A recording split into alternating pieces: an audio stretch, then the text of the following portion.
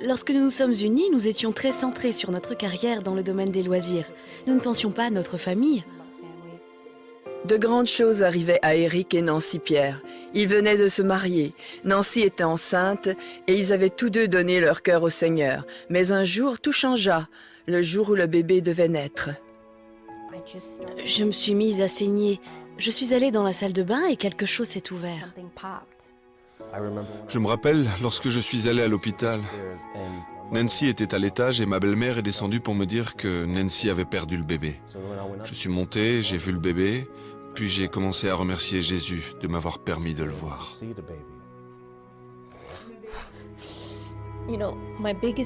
Ma plus grande crainte, c'était de sortir de l'hôpital sans bébé. Comment allais-je expliquer cela aux gens? Je sers un sauveur ressuscité qui fait des miracles. Comment allais-je pouvoir leur expliquer qu'il n'y avait pas de bébé? Le temps passa et ils se rapprochèrent du Seigneur. Cela s'est produit et il doit y avoir une raison. Je ne connais pas cette raison, mais je sais qu'il y en a une.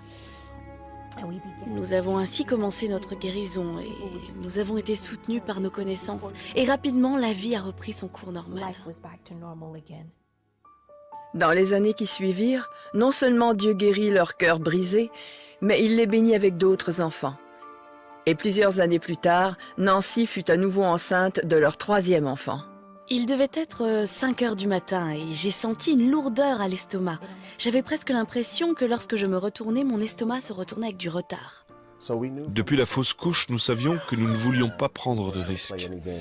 Et nous sommes immédiatement allés à l'hôpital.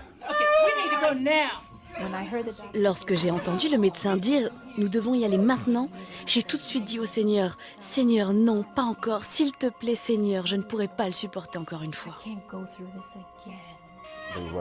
Ils ont emmené Nancy d'urgence en salle d'opération pour une césarienne. Ils faisaient tout en même temps. Ils me transportaient sur le lit, me mirent une intraveineuse dans le bras, me firent l'anesthésie. Tout a été fait en même temps. Ils ont dû réanimer le bébé parce qu'il était mort, baignant dans le sang pendant 3 minutes. Le médecin de Nancy, le docteur Léontine Narcisse. Nancy est arrivée avec une rupture du placenta, c'est-à-dire que son placenta avait commencé à se détacher de son utérus. C'est dangereux pour le bébé, car son approvisionnement en oxygène diminue.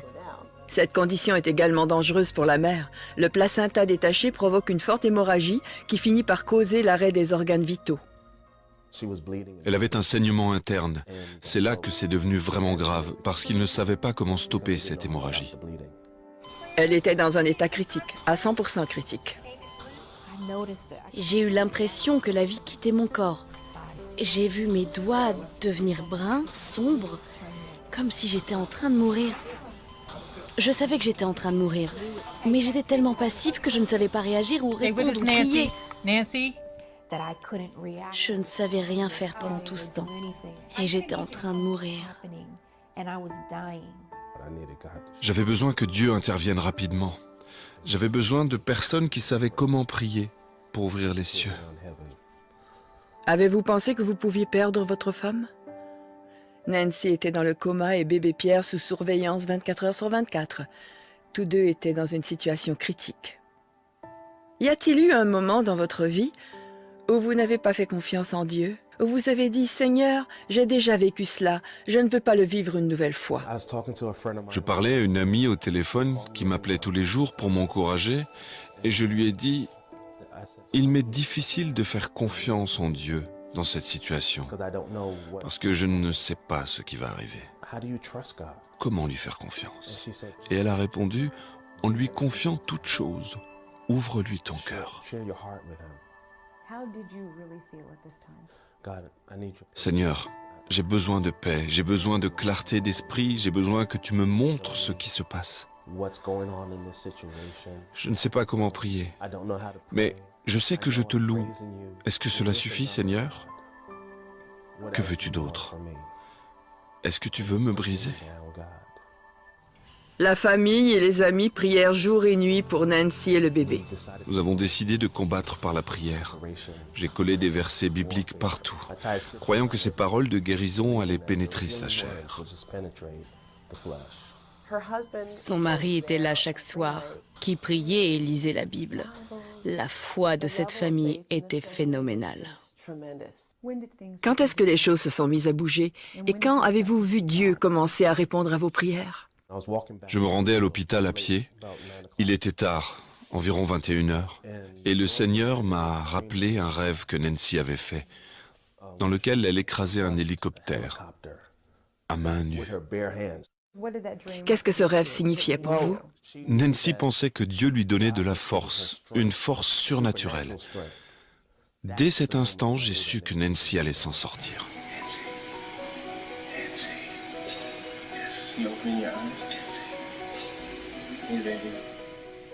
Après 11 jours et des prières incessantes, Nancy se réveilla. Ils pensaient que j'allais être un légume, que j'aurais des problèmes pour marcher ou penser. Pas du tout. Dieu m'a rétabli entièrement. Non seulement il m'a guéri, mais il m'a entièrement rétabli. J'avais tout mon esprit, ma mémoire à long terme, à court terme. Seul Dieu peut faire cela. L'homme peut faire un petit peu, il vous recolle et vous vous en sortez un peu de travers, mais seul Dieu peut vous rétablir entièrement. En fait, seulement 3 jours après sa sortie du coma, Nancy put quitter l'hôpital. Il n'y a pas eu juste un miracle, il y en a eu 2. Dieu avait miraculeusement guéri leur petite fille également. Ils l'ont évaluée sous toutes les coutures et ils ne purent pas y croire. Ils l'ont pratiquement mise dehors. Votre bébé est plus que normal. Votre fille est même intelligente. Elle peut partir, elle n'a pas besoin de nous. Aujourd'hui, Nancy et Eric ont 4 beaux enfants, dont leur bébé miraculé Naomi, qui est à présent une petite fille de 4 ans pleine de vie. Je veux parler au monde entier de la puissance de guérison de Jésus-Christ. Vous devez comprendre que Dieu existe. Et si nous croyons vraiment dans la parole de Dieu, et si nous croyons que ce qu'il dit est vrai, nous n'aurons aucune difficulté à lui faire confiance à notre sujet. Ah, bon Dieu, tu es grand et tu es bon. Tu es tout-puissant et rien n'est comparable à toi. Toi seul as le dernier mot sur la vie de toutes les créatures. Et rien n'est trop difficile ou impossible à toi. Oui, toi seul est l'Éternel. Tu agis et réagis selon ta souveraineté. Qui peut s'opposer à Dieu? Ce témoignage poignant vient encore démontrer l'existence de Dieu manifesté en un seul, Jésus-Christ. Pas une idole, ni un devin, ni un fétiche ou système, mais Dieu, l'Éternel, qui n'est comparable à aucun autre. Je dis ce que je dis avec certitude, avec assurance. Voyez-vous, même comment le bébé et Nancy, dans ce coma profond, ont eu la vie miraculeusement. Et aux grandes dames de tous les médecins, scientifiques, sceptiques et ceux qui connaissent leur Sauveur, eux, ils l'ont invoqué et ils ont vu l'exploit de Dieu. Maintenant, vous qui suivez ce message, est-ce que vous connaissez ce Sauveur-là, mes amis? La vie a un nom, Jésus-Christ. Et je voudrais vous le présenter. Il est le Fils de Dieu. Arrêtez d'être choqués quand on dit cela. C'est le seul envoyé sur la terre pour le salut des hommes. Et il est le seul, saint, pur, sans péché, qui efface tous les péchés, parfaitement par son sang. Pas le sang des animaux ou humains sacrifiés. Oh non, pas ces abominations, mais le sacrifice parfait de Jésus-Christ, mort à la croix et ressuscité pour le seul, je dis le seul, qui a vaincu le mal, les démons et la mort.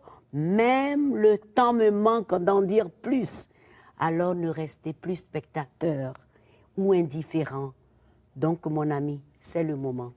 Tu as besoin de Jésus-Christ pour vivre la vraie vie, sans compromission, sortir de toute œuvre morte autour de toi. Tu sais de quoi je parle? Je ne sais pas quelle maladie incurable, quelle détresse, calamité ou drame, ou probablement ce que tu as. Mais il y a une chose, la vie est dans le nom de Jésus. Si tu fais cette prière, sincèrement, Jésus vient dans mon cœur. Vois-moi maintenant, j'ai vu toutes les merveilles dans la vie des autres. J'ai besoin de toi, pardonne mes péchés et reçois-moi. Reçois-moi, je veux être ton enfant. Si tu as fait cette prière, alléluia à Dieu, tu viens de passer du stade de créature à enfant de Dieu. Désormais, tu as le pouvoir, selon l'évangile de Jean. Prends la Bible, la parole de Dieu. Écoute ton Seigneur. Fréquente une église vivante et vis à jamais. Amen. Que Dieu te bénisse. Merci, Massi. Merci. La vie est dans le Fils. Et ce Fils est là, à ta porte. Ne nous quittez pas. À tout de suite.